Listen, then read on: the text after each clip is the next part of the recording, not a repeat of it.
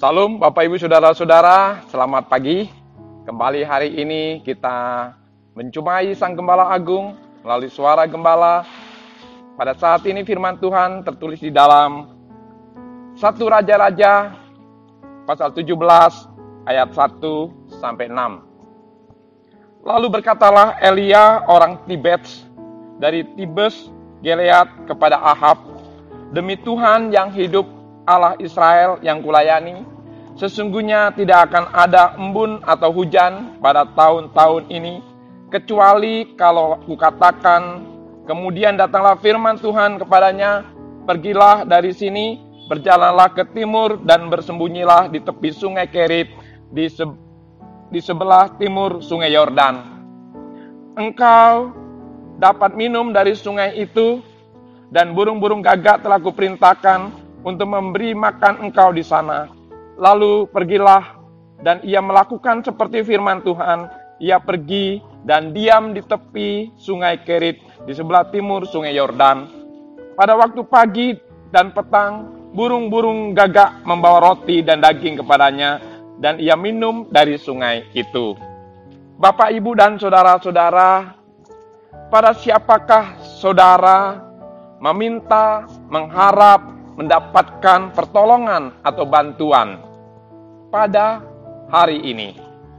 Pada pagi hari ini, manusia akan mengharapkan pertolongan, bantuan dari orang yang kaya, orang yang memiliki jabatan, orang yang memiliki dan banyak relasinya.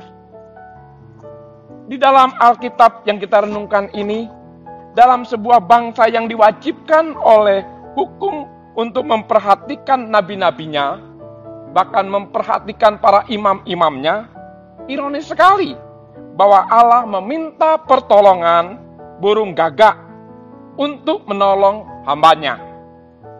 Di sini Allah memerintahkan. Memang ada 3 karakter Allah, yaitu memerintah, menyingkapkan, dan melakukan. Memakai burung gagak. Burung gagak adalah simbol burung yang paling rakus. Kedua juga, burung gagak adalah burung yang dianggap najis. Bahkan burung gagak adalah simbol dari sebuah kematian. Saya masih teringat kalau di daerah itu, kalau ada burung gagak melintas di atas rumah kita dan bunyi kuak, kuak, kuak.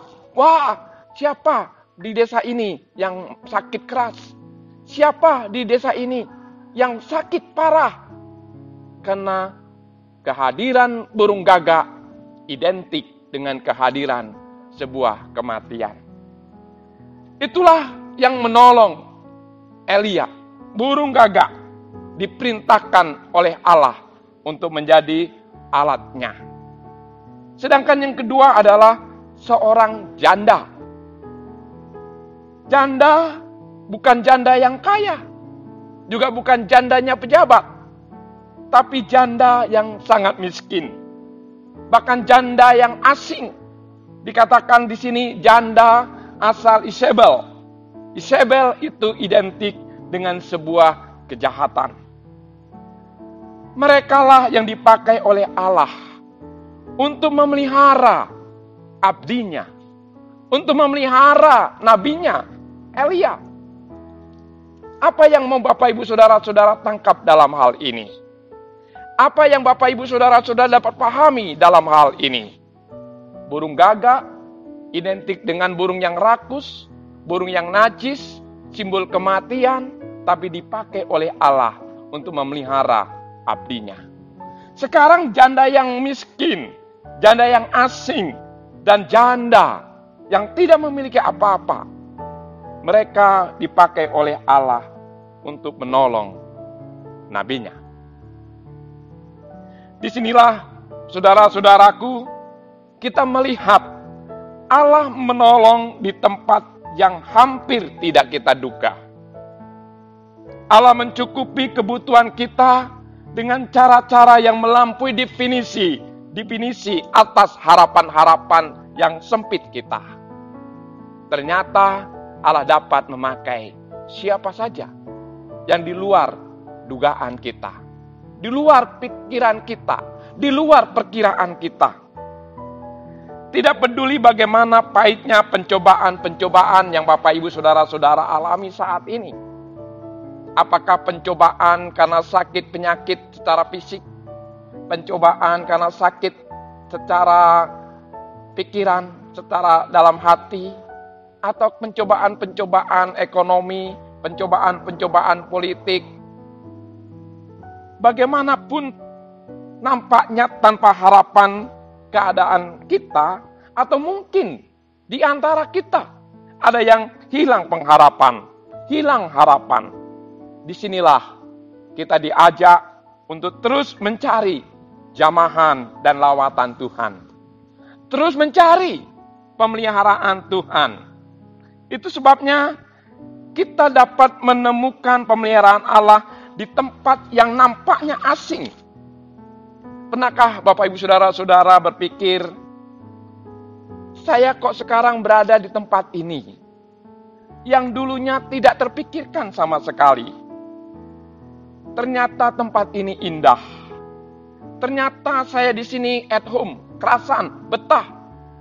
Padahal tadinya saya tidak akan mungkin mau tinggal di tempat ini. Atau sebaliknya Bapak Saudara-saudara, kita berpikir pribadi yang tidak kita perhitungkan. Orangnya sederhana tapi ternyata kaya. Orangnya sederhana tetapi murah hati. Orangnya tidak banyak ngomong tapi suka memberi.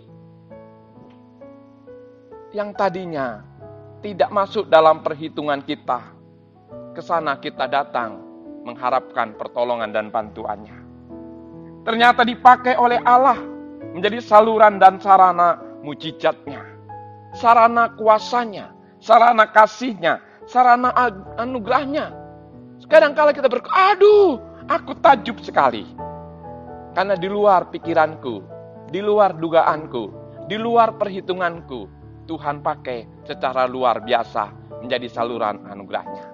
Oleh sebab itu Bapak Ibu Saudara-saudara, dalam kondisi kita yang sangat sulit saat ini, baik secara ekonomi, sosial, budaya, maupun secara politik, dunia yang akan terus berubah dan akan terus berubah, kita boleh tetap mengharapkan pada Allah dengan kasih-Nya yang tidak pernah berubah, dengan kuasanya yang tidak pernah berubah, dan Allah dapat memakai siapa saja untuk menjadi saluran anugerahnya, kuasanya, dan kasih-Nya. Itu sebabnya carilah Allah, maka yang lain akan kita dapati.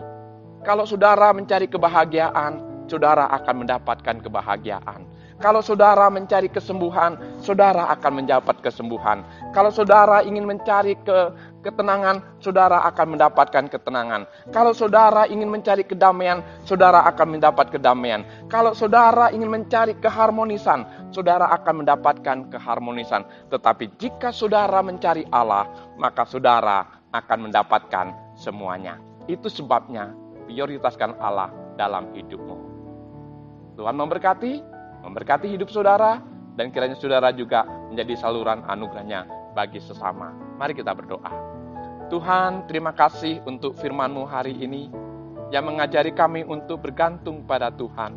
Karena Engkau dapat memakai siapa saja untuk menjadi saluran anugerah-Mu, saluran kuasa-Mu, saluran kebaikan-Mu yang di luar pikiran kami dan di luar perkiraan kami, di luar perhitungan kami, ternyata Engkau pakai secara luar biasa untuk menyatakan kasih-Mu, pemeliharaanmu bagi setiap orang yang percaya. Oleh sebab Tuhan, sertailah kami dan pimpinlah kami dalam kehidupan kami, hari lepas hari, khususnya hari ini. Terpuji nama-Mu, dalam nama Yesus, kami berdoa dan bersyukur. Amin.